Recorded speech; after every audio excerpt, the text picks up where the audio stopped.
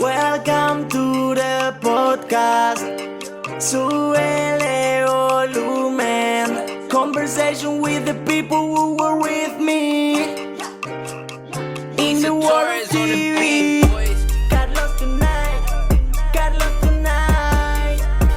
Historias de un reportero.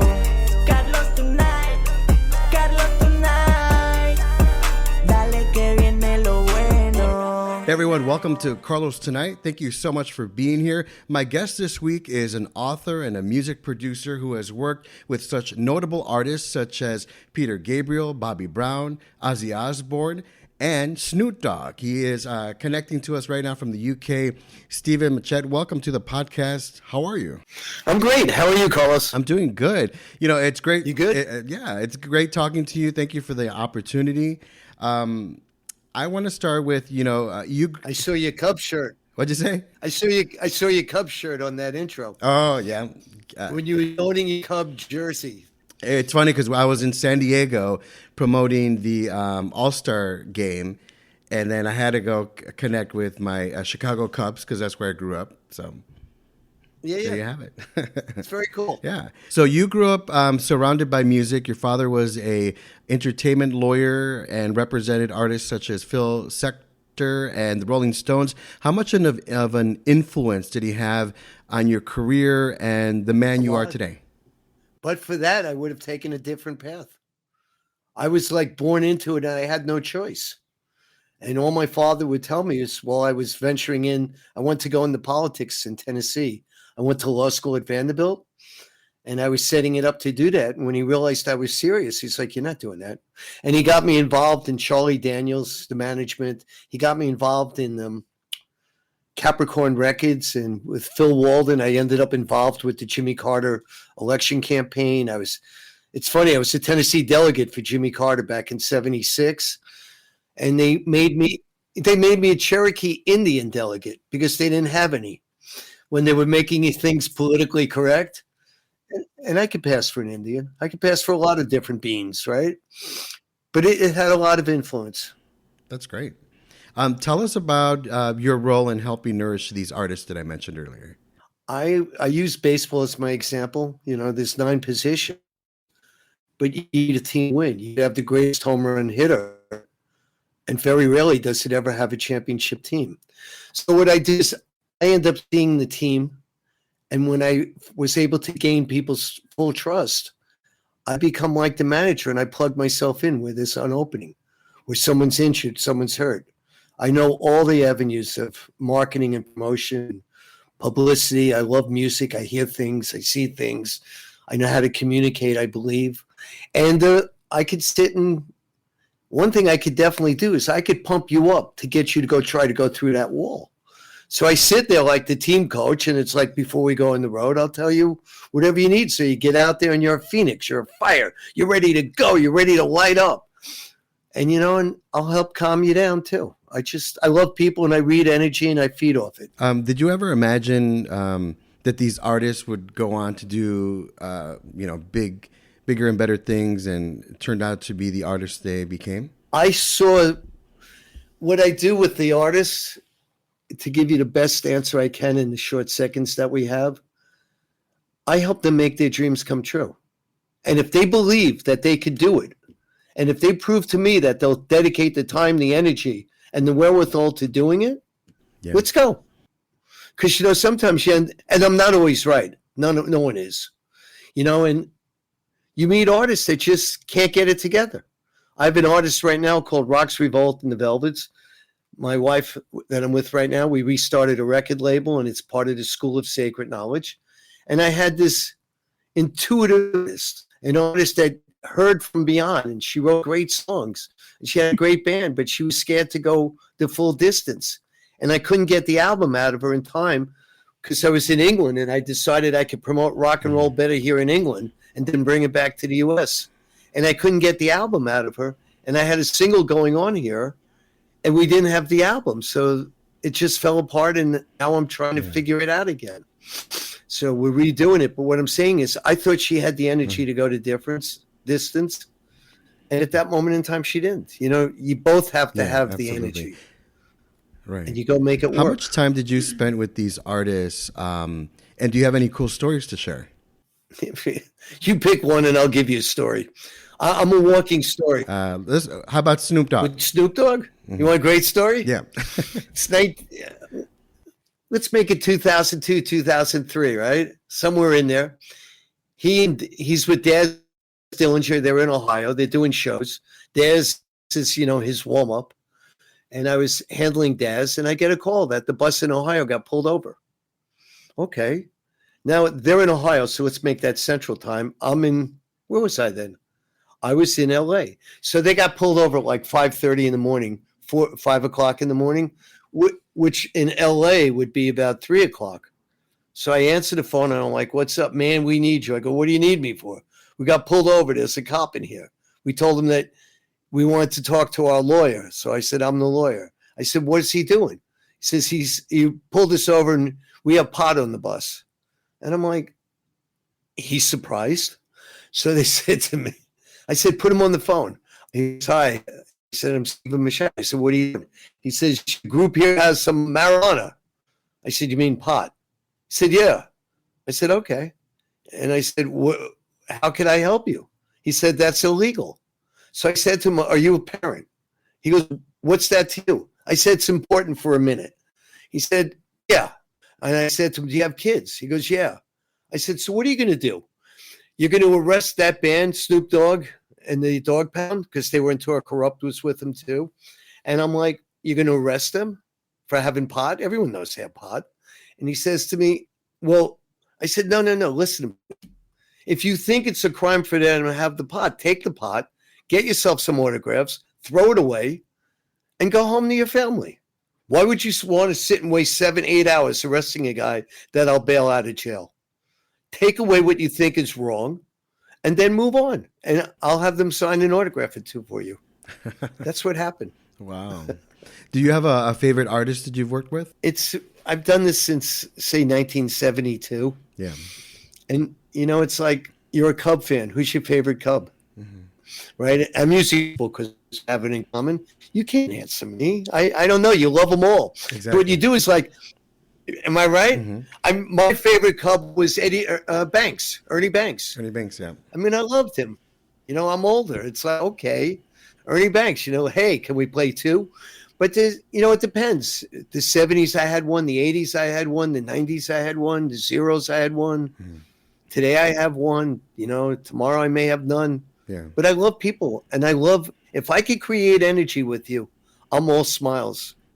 And if our energy blows up in our face, so be it. How does it feel knowing that you had, a part of these artists' success? The artist's success gave me the success to become the man I am, because I've had many miss, and a lot of times things went wrong, things that I just couldn't stop. Like when Randy Rhoads died in the airplane with Ozzy Osbourne, I had nothing to do with it, but I knew what they were doing. So how do I stop it? And then the worst story I could possibly give anyone is my son was managing Young Lean. And I'll teach all your listeners something. Even though people speak English to you and we're speaking English, that's your native language. That's my native language. What does that mean? That means you and I think in English. Young Lean was from Sweden. The band was from Sweden. My son was young. And we had a co-manager who was Swedish, who was able to communicate with them. And Young Lean got sky high on drugs that the Swedish man bought him that we didn't know about.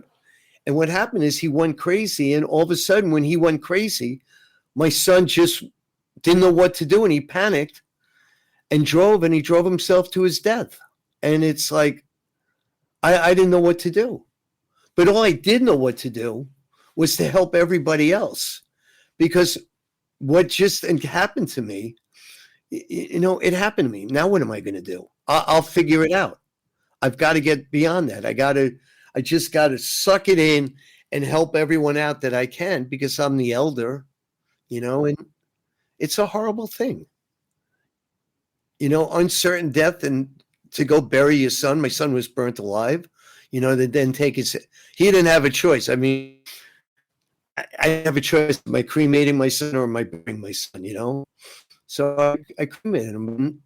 I tried to learn how to heal. And I can You know, and imagine, it's just, I can imagine that you're still in the process of healing, right? you never stop. But I'll tell your audience a funny story. It's a nice story. It's a sweet story. So anyway, I put up on Facebook on April 2015 that my son is hovering around us. And unfortunately, he passed in a rock and roll accident. And a woman named Debbie, she saw it. I've known her since 1964. And we graduated high school together in 1970. And so I didn't speak to her again until I got that message from her. You know, and all I knew about her was she was a young running around with a guitar, singing Jesse Collin Young songs. And it was cute. She was cute. So anyway, I respond to her, and she sent me a message. And she said to me, my son died, and I understand what you're going through. And if I ever could be of assistance, if I could ever help you, please let me know. She sent me a personal message. So, okay, I got her personal message. And when the United States Senate, you know, we got together and we reconnected. We told stories about each other. We really didn't talk to each other in school. Maybe a nod, depending on whether your part in your head was. If it was on your right, you nodded right, or nodded left, or whatever. And then COVID came, and I was living in LA. I went to Miami to get my cataracts removed from my eyes, and I was doing a movie. I was helping edit a movie, and I'm sitting in a car with a woman that was boring me. You know, her and her husband were helping me on the editing. So I have ADD, I admit it, nothing wrong with it. So I started looking at Facebook, and up comes her picture, and I heard it from beyond. And it said to me, if you don't communicate with her now, it's over. So I told her, and here we are. We opened up SSK Records. We got married on May 15th. And we're going to live our lives until we part from planet Earth, which is what my new book's about. Yeah, Where you go when you part.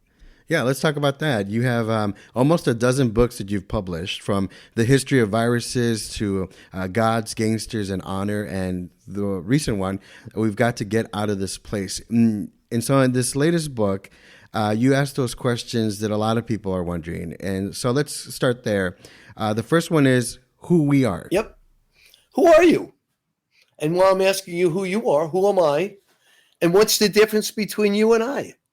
What you and I are, there is no difference, except we become a special, unique, and extraordinary particle that came out of the same wholeness that I call consciousness.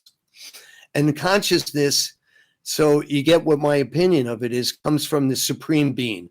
It does not come from any Christ. It doesn't come from any God of any of these imperial religions or imperial governments that sit and make you live in a matrix. They give you reasons, the answer to your question, to hate your neighbor, hate your brother, hate your sister, steal, steal, steal. It's called capitalism. Get everything you can, instead of let's go make art together.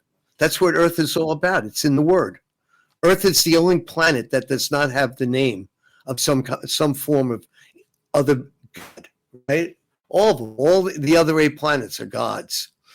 And Earth tells you the secret. You're a consciousness that incarnated into this body form that I'm looking at as you see me. And you came here to experience life in a physical form. You were able to touch each other, taste food. You're able to do things you can't do as a consciousness. And the consciousness is what separates us from every other being here on planet Earth. No other being has a consciousness. No other being could put together the knowledge I'm giving you and vocally express it.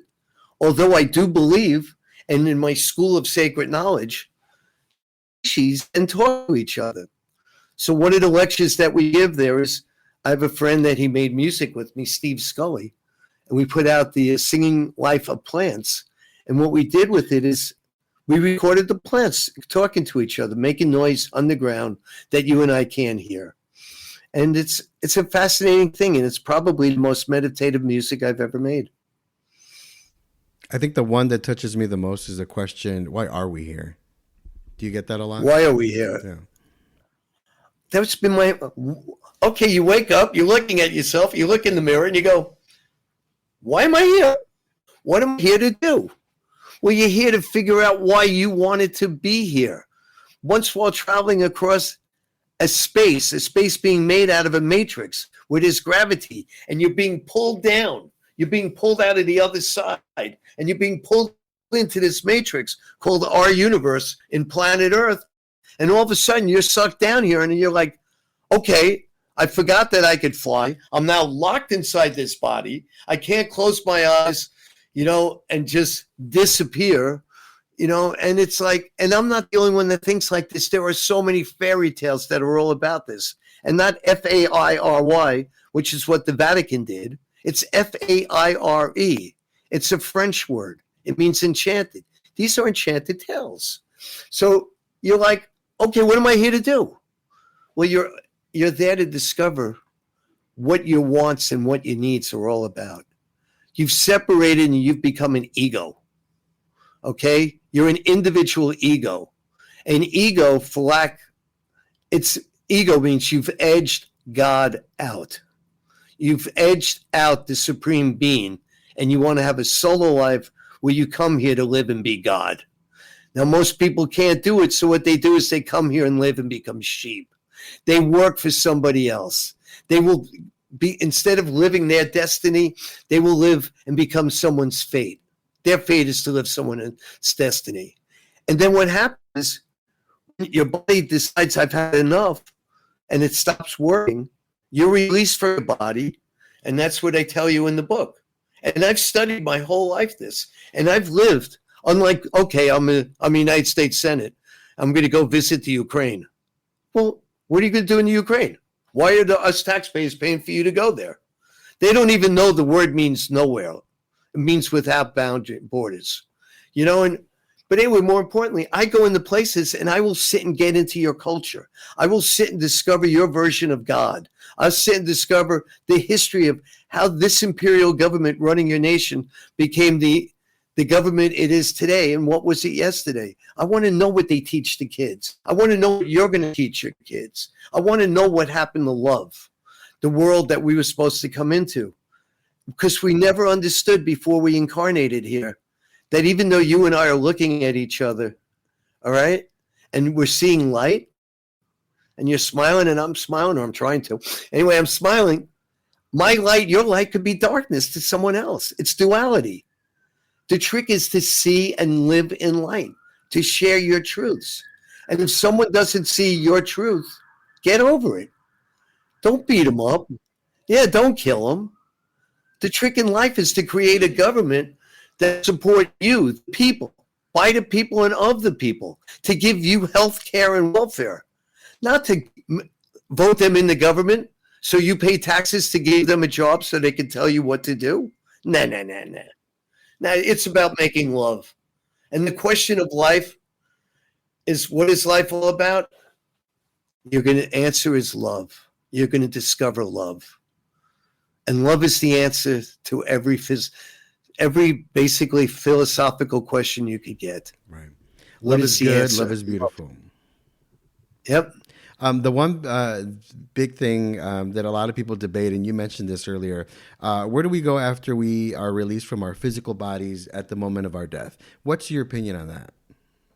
It's in my book, and I told it to you in shorthand a second ago. Okay, you're now out of body, okay, but you're still locked into this matrix called our universe.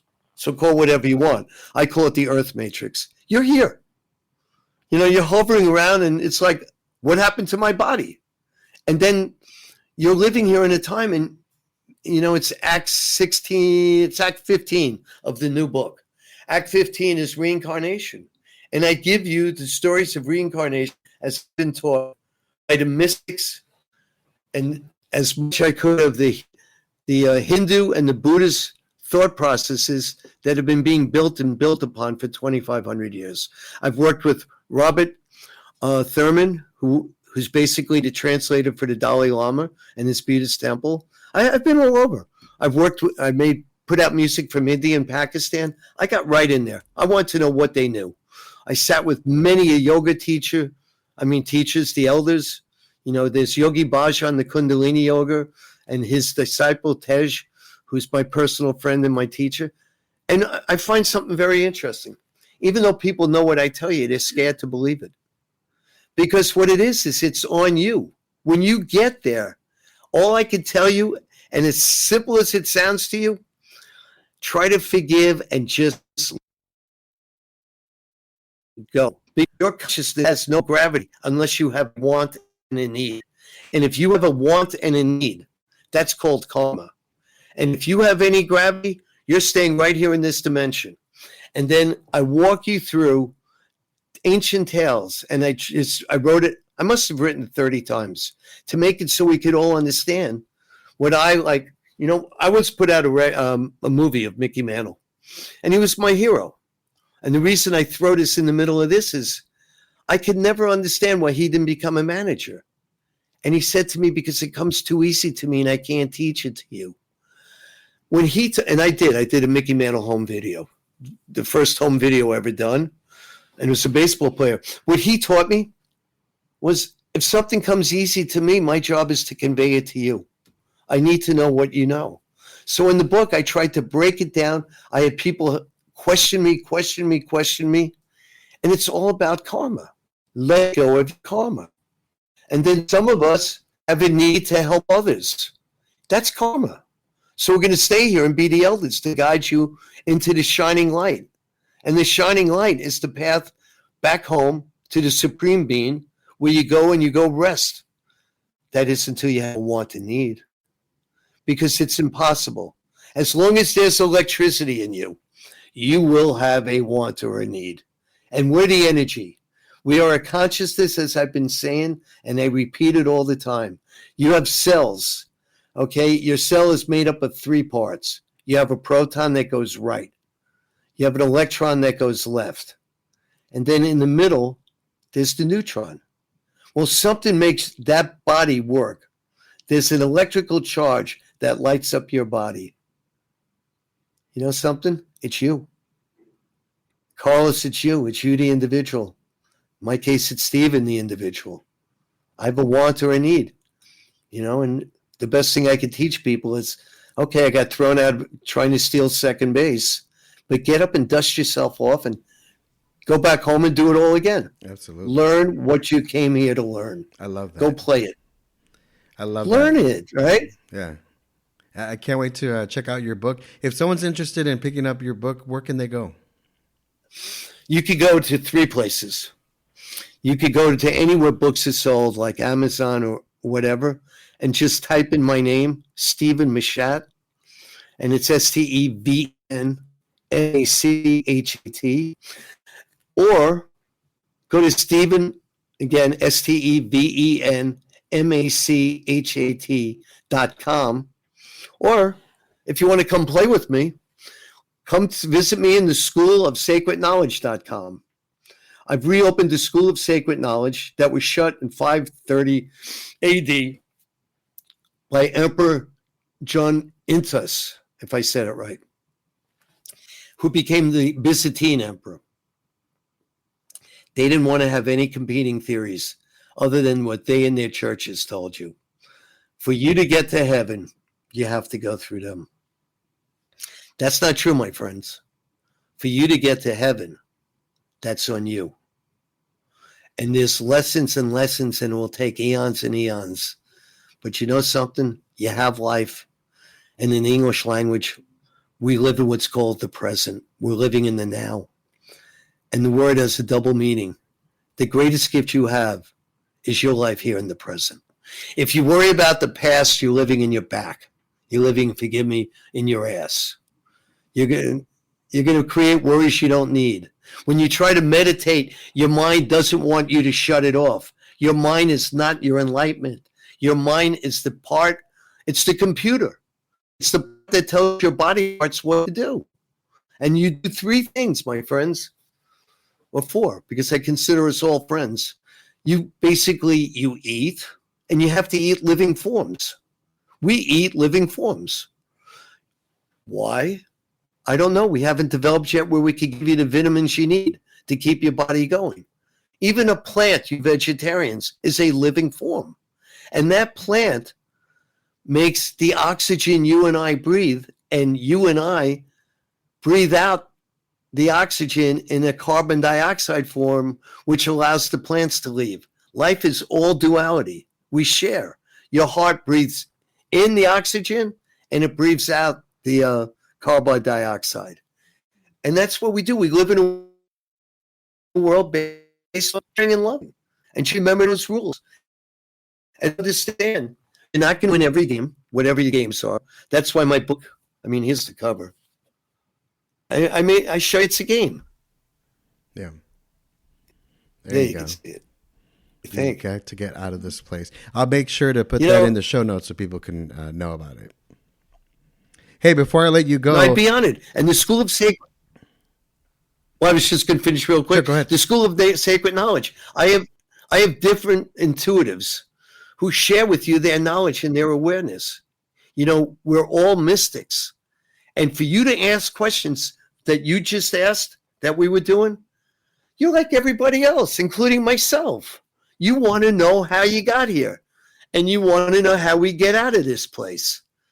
And all you'll do is go to another matrix, and you'll go home to the Supreme Being. It's a blessing. Yeah, it is. You were going to ask me something. I was going to ask you before we go, there's a big movie coming out about Elvis this summer. Have you ever met him, and what was that like? 1972, I meet Elvis Presley at Madison Square Garden, and I go there with my then girlfriend, and I go with my mom and dad. And I'm watching everyone getting up and going nuts and this and that. And it's like, okay, great. So now we go backstage, and I'm ready to have a Frank Sinatra meeting with him, right? And this guy couldn't even talk to me. He just sat there, and he didn't really communicate with anybody. He wanted to be communicated with, and he would answer questions, but he would not engage you. And I found him to be a bore. And then what happened was, I believe he passed on August 9th, 1977, or somewhere there close. And I'm in LA. I had just taken the bar exam. I'm living with Leonard Cohen. And all of a sudden, my father comes in. He says, "Steve, you're going to England." And I go, "Hey, Dad, am I going to England?" He says, "You're going to England because the man that we were eating breakfast with, Freddie Beanstalk, owns all the songs, or most of them, that Elvis Presley sang." Elvis Presley never wrote a note. By the same token, neither did Frank Sinatra. But anyway, I went to England, and what they did is they made me put together the play that went on for about 32 years called Elvis. And I helped structure it. And it was so boring because all I did was take the copyrights out of one company into another company. And what happened was I got bored. I was having a great time in England. And I went to a restaurant with a man named David. And David's father was Don. And David got picked on by some people. And I just pulled whatever I pulled because I heard the higher powers to do it. And the next thing I know, Don called my father. My father and Don got into business with their two sons, David, who Don was in business. And my father and we ended up representing Jet Records. And I ended up becoming the business affairs and lawyer for a band called the Electric Light Orchestra. Wow. And that is my history. Awesome. That's what changed my life. And that's how it all happened. All right. Thank you, Steven. And their names were Don and David Arden. And the daughter was Sharon Arden. And that's how Sharon and I was there and started Ozzy Osbourne with Sharon. Because wow. Don told me to do it. There's your whole story. That's awesome. Well, thank you again for sharing your story and being here. I really do appreciate your time. Thank you, Steven. God bless you. I appreciate yours. And thank you. And thank you to your audience. And you take good care. You too. Thank you. Conversation with the people who were with me in the World TV. And that's a wrap. Thanks so much for watching and for listening. I do appreciate it. This episode was written and produced by yours truly, Carlos Correa. My theme by Sken, Galis. Check out my website, carlostonight.com, for the very latest on the podcast, see upcoming guests, and check out past episodes. That's carlostonight.com. Dale que viene lo bueno.